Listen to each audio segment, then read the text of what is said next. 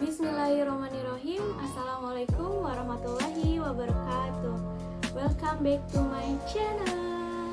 Perkenalkan, nama saya Adela Salsabila Putri dengan NIM 2006597 dari Prodi Pendidikan Bisnis kelas 2B Universitas Pendidikan Indonesia. Nah, kali ini saya akan membahas sebuah topik. Topik ini itu sangat menarik, yaitu topik bisnis digital. Pada zaman saat ini, atau yang biasa teman-teman sebut itu zaman now, semua aktivitas dalam kehidupan sehari-hari kita memanfaatkan teknologi yang terus berkembang pada zaman ini. Dari bangun pagi ke siang, lalu ke sore, ke malam, bahkan ke pagi lagi, kita semua menggunakan teknologi yang ada. Para pekerja pun juga sekarang memanfaatkan teknologi, tak terkecuali dengan para pengusaha memanfaatkan teknologi yang ada.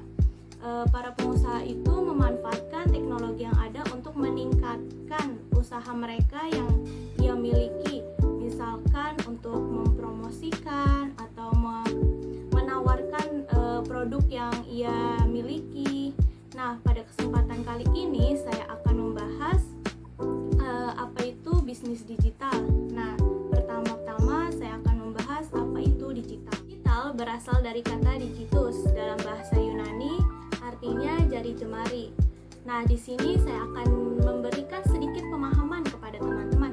Kenapa sih bisa berasal dari kata digitus, terus artinya jari jemari? Nah, pertama-tama nih, kalau kita hitung jari jemari kita itu kan ada 10. Nah, di angka 10 itu terdapat dua radiks, yaitu 1 dan 0. Nah, digital itu penggambaran dari bilangan tersebut, yaitu 1 dan 0 atau on dan off. Nah, sampai di sini teman-teman mengerti kan kenapa bisa dikatakan digital berasal dari kata digitus yang artinya jari jemari. Era digital merupakan suatu masa di mana sebagian besar masyarakat dalam kehidupan sehari-harinya menggunakan sistem digital. Seperti yang saya sudah jelaskan di sebelumnya, kemajuan teknologi ini lebih berfokus kepada media sosial. Nah, penggunaan media sosial ini ada dampak positifnya dan juga ada dampak negatifnya. Tetapi kali ini saya akan membahas atau menjabarkan beberapa dampak positif dari media sosial. Yang pertama, media sosial sebagai media penyebar informasi. Yang kedua, sebagai sarana pengembangan keterampilan dan sosial. Yang ketiga, memperluas jaringan pertemanan. Nah, selanjutnya saya akan membahas apa itu bisnis. Pasti semua orang, khususnya di Indonesia, sudah mengetahui apa itu bisnis dan seperti apa itu bisnis. Nah, walaupun sudah mengetahuinya, saya akan membahas. Nah, bisnis itu adalah suatu organisasi yang menjual barang atau jasa kepada konsumen untuk mendapatkan laba. Secara historis, bisnis berasal dari kata bahasa Inggris, yaitu bisnis, yang kata dasarnya itu busy, yang artinya sibuk, dalam konteks individu, komunitas, ataupun masyarakat. Dalam artian, sibuknya ini mengerjakan suatu kegiatan atau aktivitas yang mendapatkan keuntungan. Nah, mendapatkan keuntungan ya teman-teman, bukan mendapatkan kerugian. Nah, secara etimologi, bisnis berarti keadaan di mana seseorang atau sekelompok orang sibuk mengerjakan aktivitas atau pekerjaan yang mendapatkan keuntungan.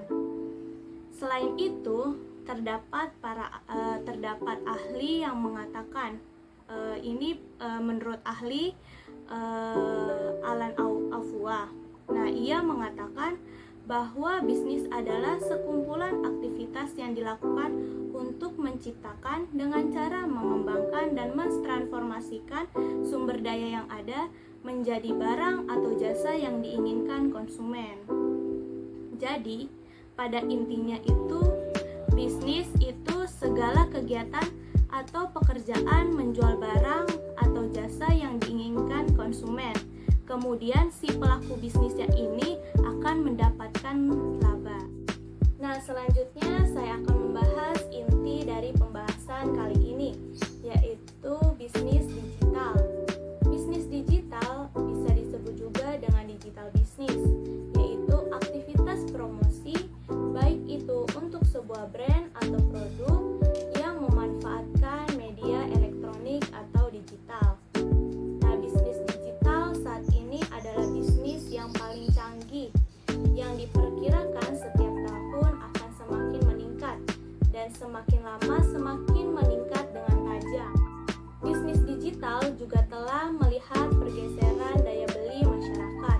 Masing-masing departemen sekarang mendorong aplikasi apa nih yang sesuai dengan kebutuhan masyarakat yang mengandalkan IT untuk mendorong perubahan. Nah, selanjutnya di sini saya akan membahas unsur-unsur dari digital bisnis atau bisnis digital. Nah, yang pertama ada pelaku bisnis. Pasti dong kalau kita memiliki bisnis harus ada pelaku bisnis. Nah, pelaku bisnisnya itu seperti organisasi, produsen atau perusahaan, supplier, rekan bisnis, kemudian juga ada konsumen dan lain-lain. Yang kedua, terdapat alat, media, atau sumber daya yang dibutuhkan. Pasti ya, kita tuh melakukan bisnis pasti harus memiliki semua ini seperti alat. Nah, contohnya itu seperti komputer atau internet. Selanjutnya, yang ketiga ada kegiatan dan sasarannya. Nah, maksudnya itu seperti aktivitas atau kegiatan dan juga proses bisnis seperti pelayanan, penjualan, dan transaksi, dan juga operasi bisnis utama. Nah, yang keempat terdapat tujuannya. Nah, tujuannya itu seperti komunikasi, koordinasi, pengolahan organisasi, transformasi proses bisnis, serta juga berbagi informasi. Nah, pembahasan selanjutnya yaitu ruang lingkup bisnis digital.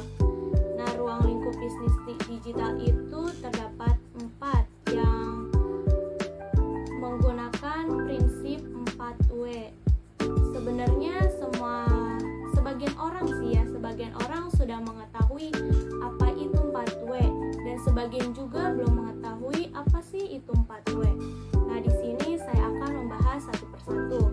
Yang pertama ada W yang pertama yaitu what.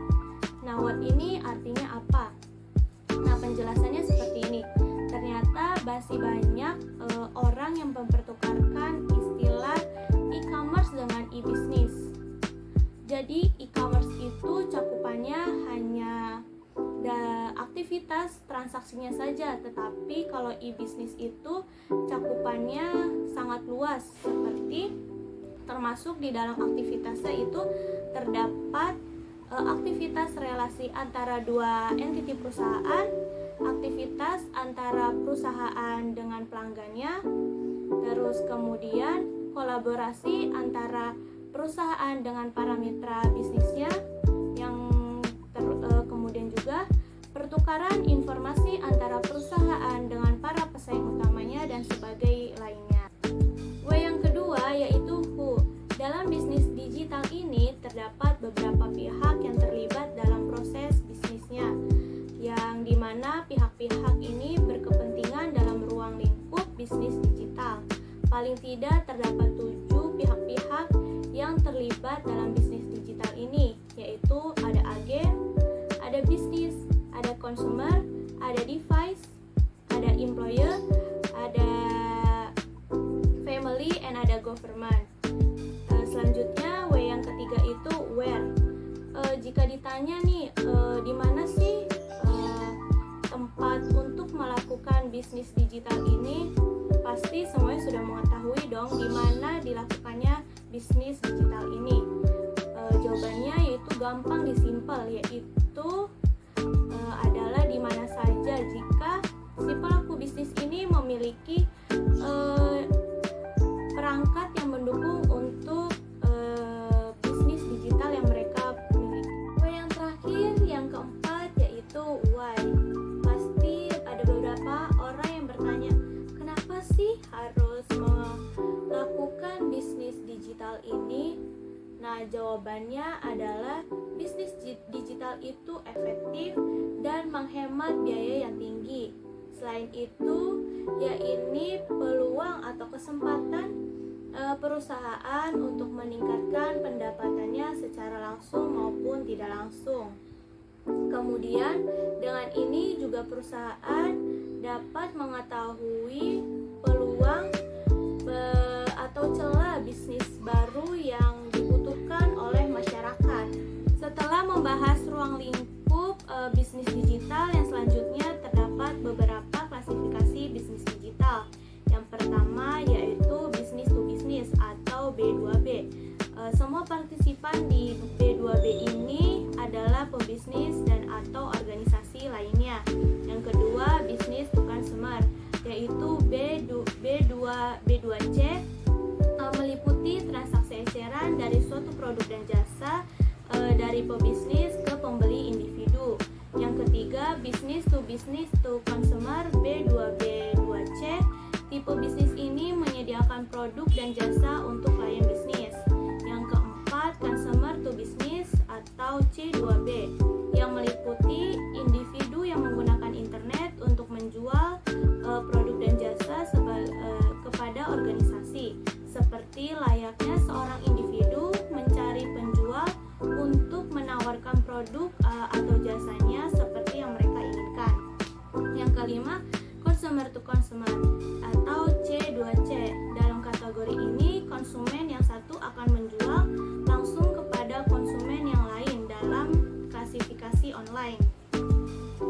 Yang keenam, ada peer-to-peer application. Teknologi ini dapat digunakan di dalam C2C, B2B, B2C. Teknologi ini mendorong jaringan komputer untuk membagi data dan prosesnya dengan komputer lain secara langsung. Yang ketujuh, mobile commerce, yaitu transaksi yang dilakukan secara penuh atau sebagian di dalam lingkungan nirkabel. Yang kedelapan, intrabisnis, yaitu mencakup semua aktivitas internal organisasi yang meliputi pertukaran barang, jasa, atau informasi di antara beberapa unit dan individu di dalam organisasi. Yang kesembilan, business to employers atau B2E adalah bagian dari intrabisnis di mana suatu organisasi ini mengirimkan jasa, informasi atau produk kepada karyawan individu. Dan yang terakhir, yang ke-10 yaitu collaborative commerce, yaitu ketika individu atau kelompok melakukan kolaborasi, mereka akan tumbuh ke dalam collaborative commerce. Kemudian terdapat penerapan bisnis digital pada perusahaan di Indonesia yang diaplikasikan dalam beberapa sistem perusahaan, antara lain yang pertama, sistem fungsi bisnis atau fungsional business system yang terdiri dari sistem marketing, sistem sumber daya manusia, sistem keuangan, sistem akuntansi, dan sistem manufaktur. Yang kedua, terdapat sistem kerjasama perusahaan atau enterprise collaboration system. Yang ketiga, sistem transaksi atau transaction processing system. Dan yang keempat, yang terakhir ada integrasi aplikasi perusahaan atau enterprise application integration. Nah, di sini saya akan menayangkan sedikit cuplikan tentang dua anak muda yang mengembangkan bisnis digital yang memiliki omset puluhan juta per bulan.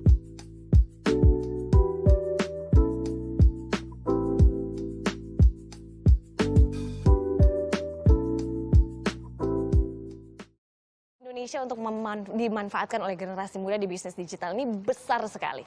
Dan berbekal pengetahuan dalam bidang teknologi informatika, dua pemuda mengembangkan bisnis digital branding consultant. Omsetnya 25 juta rupiah per bulannya.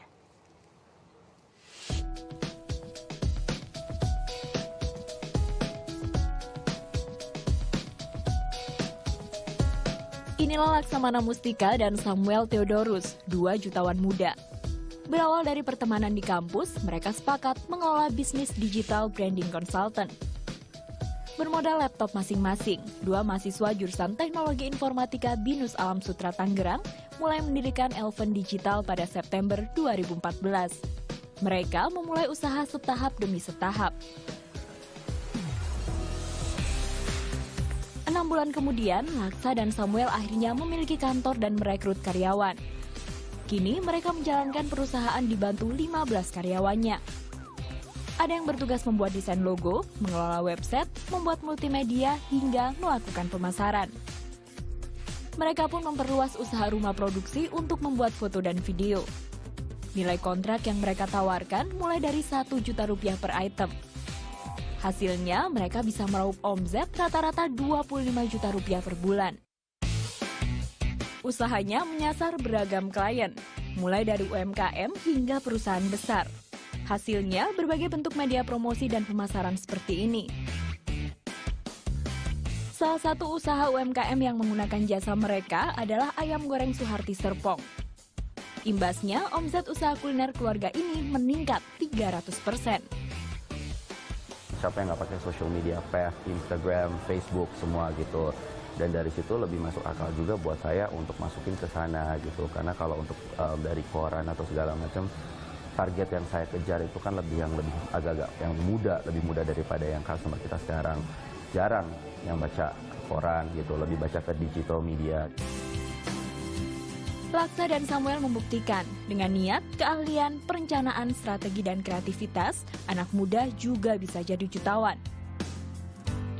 Anggi Yuniarti, Oswald Nainggolan, melaporkan untuk NET. Dari cuplikan tadi, ternyata banyak sekali keuntungan dari bisnis digital, yaitu yang pertama memiliki peluang yang besar, yang kedua